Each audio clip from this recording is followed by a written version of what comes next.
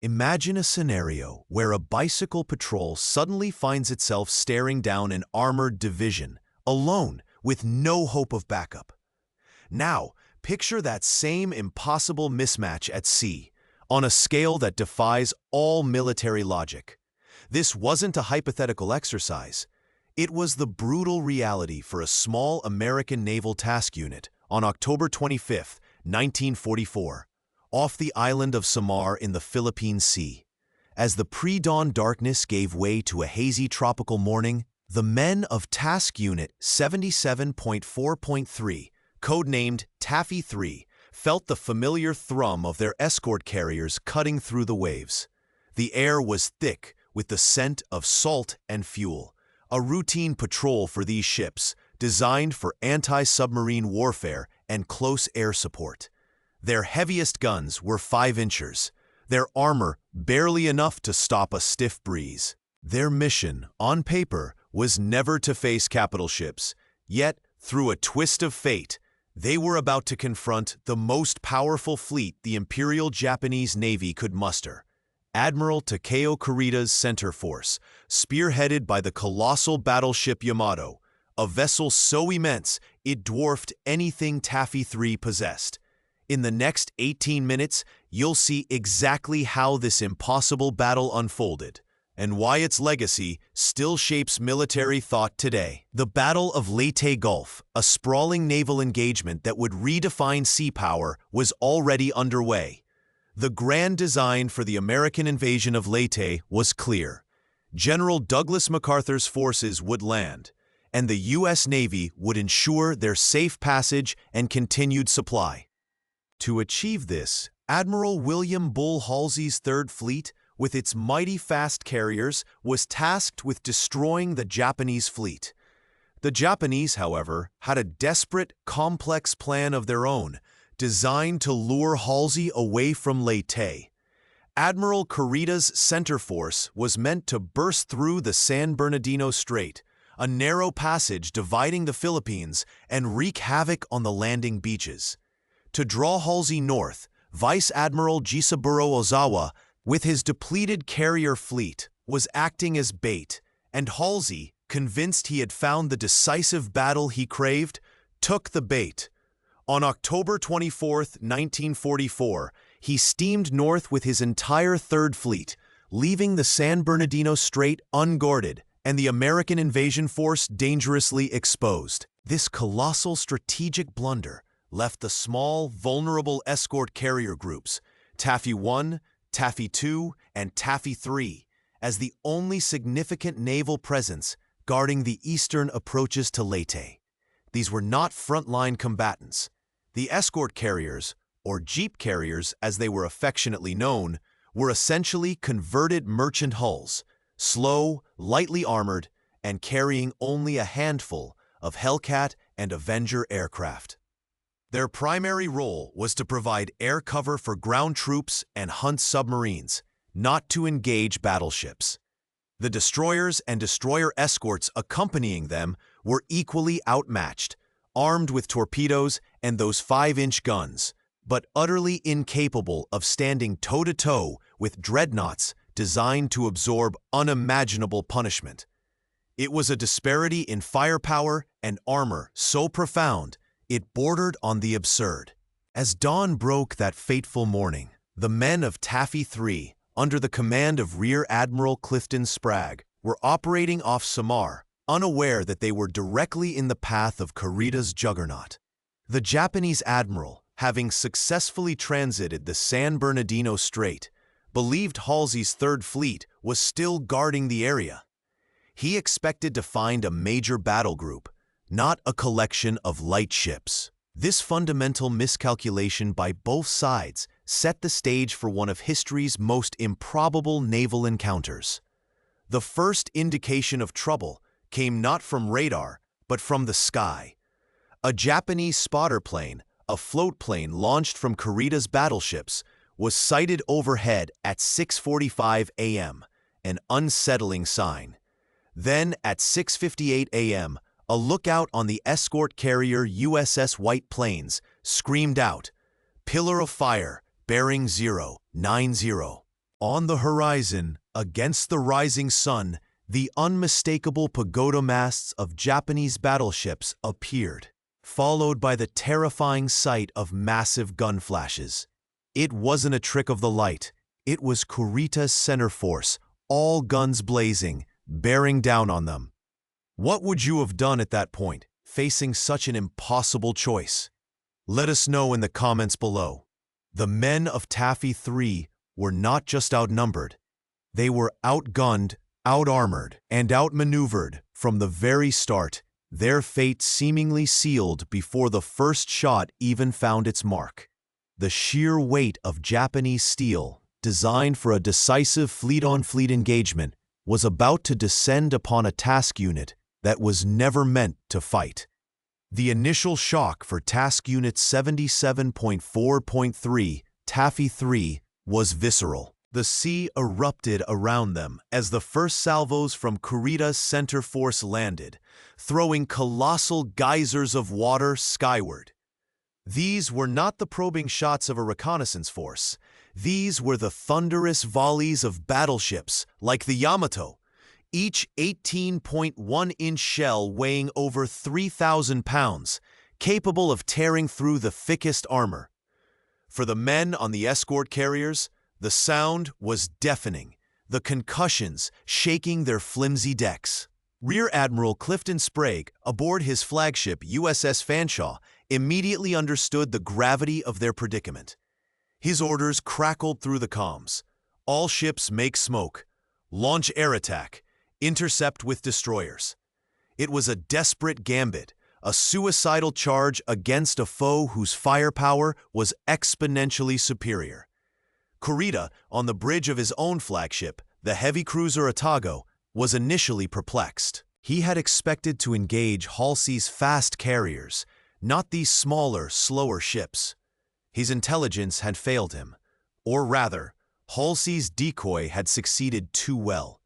This confusion, a critical misreading of the situation, would subtly but profoundly impact the unfolding battle. At 7 a.m., just 2 minutes after the first sighting, the Japanese battleships and heavy cruisers opened fire with their main batteries, their massive guns designed for long-range, fleet-on-fleet engagements.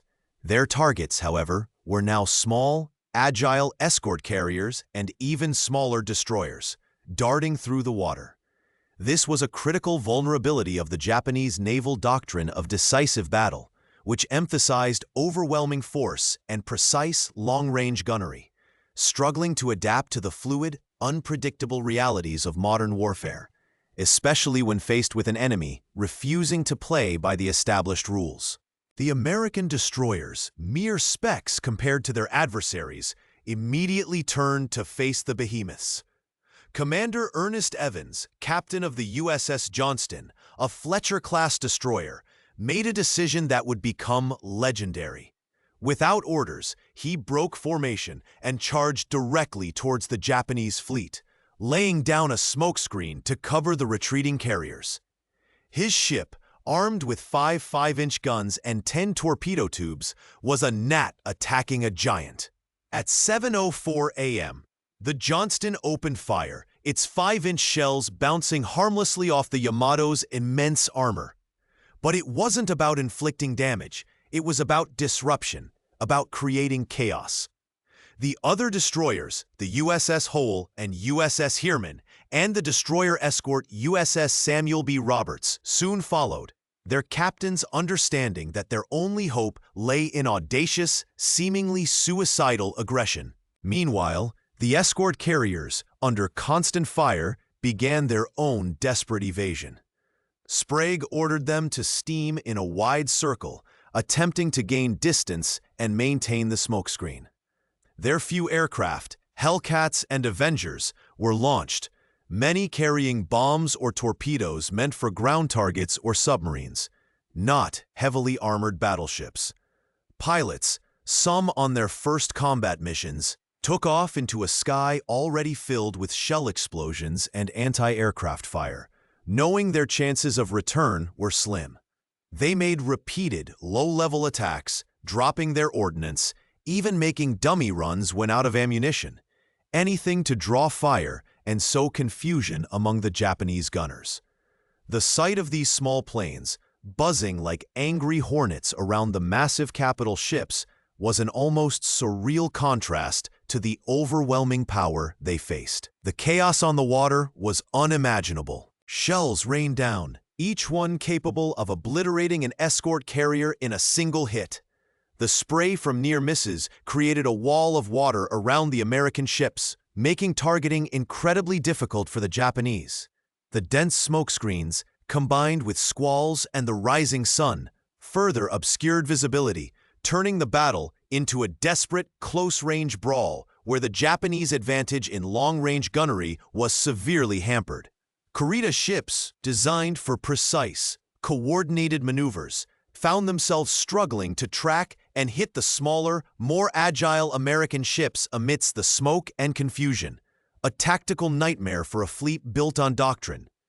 The very strength of Kurita's massive battleships, designed for long-range engagements and fleet-on-fleet slugfests, became a liability. The sheer audacity displayed that day, the decisions made on a knife edge by men who knew their chances were slim to none, began to expose a profound weakness in the rigid adherence to doctrine.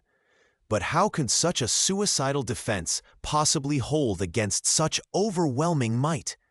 The answer lay not just in courage, but in a series of events that defied all strategic foresight. The men of Taffy 3 were not merely fighting, they were actively dismantling the very doctrine that defined the Imperial Japanese Navy. Their suicidal charge, far from being a simple act of desperation, became a brilliant, albeit accidental, tactical masterstroke.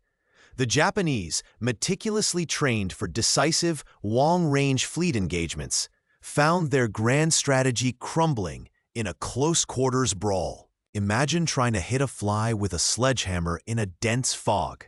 The power is undeniable, but the target is too small, too agile, and too obscured. This was the predicament of Admiral Kurita's battleships. Their massive 18.1-inch guns, designed to pierce the thickest armor of enemy battleships from miles away, were utterly unsuited for engaging lightly armored escort carriers at close range. The shells, instead of detonating on impact, often passed clean through the thin hulls of the jeep carriers before exploding harmlessly on the far side. This phenomenon of over-penetration meant that a direct hit, which should have been catastrophic, often caused surprisingly limited damage. Furthermore, the continuous, frantic attacks by Taffy 3's destroyers and aircraft created an impenetrable wall of smoke, spray, and confusion. Commander Ernest Evans, with the USS Johnston, didn't just lay a smokescreen, he led a relentless assault, firing his 5-inch guns and launching torpedoes with audacious abandon. This wasn't about sinking battleships. It was about disruption. Each torpedo run, each strafing pass by an Avenger, forced Kurita's colossal warships to take evasive action. They broke formation, turned sharply, and lost precious minutes reacquiring targets. This constant maneuvering, coupled with the terrible visibility, prevented the Japanese fleet from bringing its overwhelming firepower to bear in a coordinated, effective manner. For the Japanese, accustomed to precise gunnery solutions and disciplined formations, this chaotic, unpredictable environment was a tactical nightmare. Admiral Kurita himself was thrown into disarray. His intelligence had told him Halsey's Third Fleet was gone. Now he was facing carriers, albeit small ones, and a swarm of destroyers. He couldn't shake the belief that he had stumbled into a trap, that Halsey's mighty fast carriers were just over the horizon, waiting to pounce. This deep-seated fear, fueled by the relentless, almost insane aggression of Taffy 3, made him hesitant. He issued confusing orders, often contradicting himself, and lost crucial command and control over his scattered fleet. His ships, designed for unified crushing blows, were now operating independently, firing at whatever targets emerged from the smoke, unable to coordinate their attacks. The USS Howell, a Fletcher-class destroyer, absorbed over 40 hits from major caliber guns before it finally succumbed, still fighting. The USS Samuel B. Roberts, a destroyer escort, half the size of a destroyer, closed to within 5,000 yards of a heavy cruiser, firing its two 5-inch guns and launching its 3 torpedoes before being torn apart. Lieutenant Commander Robert W. Copeland, her captain, famously signaled, "I have engaged a battleship with 5-inch guns, and I am still engaging." These weren't just isolated acts of courage. They were systemic disruptions. The impossible happened because the very strength of the Japanese doctrine, its reliance on overwhelming force and precise long-range gunnery, became its profound weakness when confronted by an enemy refusing to play by the established rules. The Japanese fired thousands of shells, yet despite their devastating power, they struggled to sink these smaller, more resilient American ships. The sheer volume of ordnance expended versus the actual damage inflicted highlighted a critical failure in adaptation. Hold on to that detail for a second, because it redefines everything that comes next. The true turning point wasn't a single blow, but the cumulative effect of desperate innovation and unwavering defiance, shattering conventional military wisdom and exposing the psychological dimensions of command under duress. It was precisely this psychological dimension that ultimately broke the Japanese will. Admiral Kurita, convinced he was facing Halsey's formidable Third Fleet and not a desperate sacrificial screen, made the fateful decision at 9:20 a.m. to disengage and retreat north. He believed his forces were vulnerable to an imminent air attack from carriers he assumed were lurking just beyond the horizon. This wasn't a tactical retreat born of a calculated assessment of his current engagement. It was a strategic withdrawal based on flawed intelligence and a profound underestimation of his outnumbered, outgunned opponent. He left behind a battlefield where American ships, though battered and burning, the USS Gambier Bay sinking, the USS Hull and USS Johnston already lost, the USS Samuel B. Roberts a shattered wreck, had, against all odds, held their ground. The battle off Samar, as this engagement came to be known, wasn't merely a testament to the grit of American sailors. It exposed a profound weakness in the Japanese naval doctrine of decisive battle. This doctrine, which emphasized overwhelming force and precise, long-range engagements, struggled to adapt to the fluid, unpredictable realities of modern warfare, especially when faced with an enemy refusing to play by the established rules. The very strength of Kurita's massive battleships, designed for long-range engagements and fleet-on-fleet slugfests, became a liability in the close-in chaos. Their enormous 18 1-inch shells, built to pierce thick battleship armor, often over-penetrated the thin hulls of the escort carriers, passing clean through before exploding harmlessly on the far side. Their precision gunnery, honed for clear sky, long-distance duels, was rendered ineffective by the dense smoke screens and chaotic maneuvers of the American ships. The legacy of Taffy 3 isn't just about survival against overwhelming odds. It's about the systemic impact of human courage and improvisation shattering conventional military wisdom. This encounter forced a reevaluation of what truly constitutes naval superiority and the psychological dimensions of command under duress. It asks us to consider how often rigid adherence to doctrine can blind even the most powerful forces to an evolving reality, and how, conversely, desperate innovation can yield results that defy all strategic foresight. The sheer audacity displayed that day, the decisions made on a knife edge by men who knew their chances were slim to none, continues to spark debate among historians and naval strategists, even 80 years later. Was it a miracle, a tactical genius, or simply the Japanese High Command's final, fatal misstep?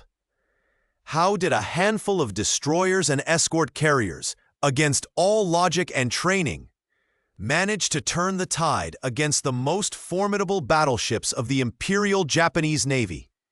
The battle off Samar remains a potent reminder that the human element, courage, sacrifice, and the capacity for improvisation can, at times, override even the most meticulously calculated disparities in power. We followed the thread of this impossible battle, tracing every desperate maneuver and every fateful decision, to understand exactly how Taffy 3 faced down an entire fleet, and what those harrowing hours still teach us about the true nature of warfare and the indomitable spirit of those who fought for their homeland.